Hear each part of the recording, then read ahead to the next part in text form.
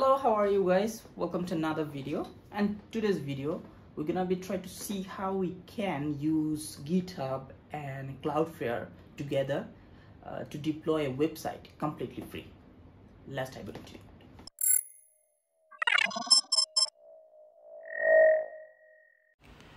So right now we are at my computer screen and I already opened the Cloudflare homepage. I don't want to show you how you can create account in here. It's a very basic simple thing, so we will dive into the main part already.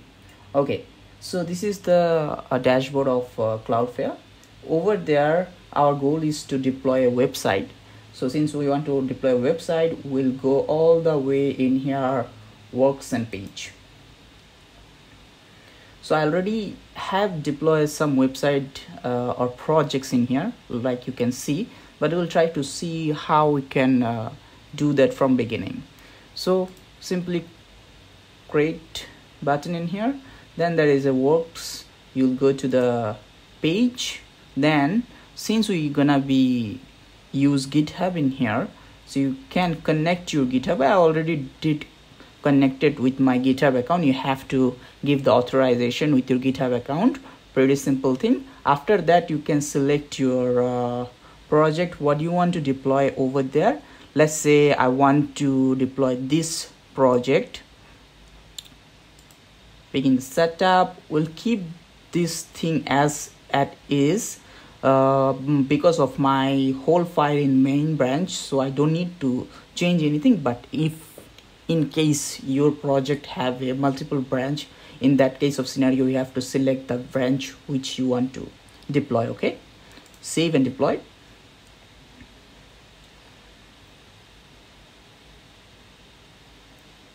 It will take a little bit of time to deploying your website in here, but I want to mention something during the process in here. Cloudflare is not a hosting place, so it's not hosting your project in here. It's using GitHub as your host, but it's deploying the website through Cloudflare. I hope it's clear. So this one is, it's look like we're having some internal issues. Actually your done project done already, it's deployed already, but some reason Cloudflare pop up this message after the website deployed. It can be a bug, I'm not sure about it, but it is what it is at that moment. So let's go to there again and we see. Okay, see, our project already deployed, but the thing is it can be take some time to be visible like any other deployment for any website or any project. So it gives a little bit of time, let's say about 10-15 minutes, then you will able to see this one.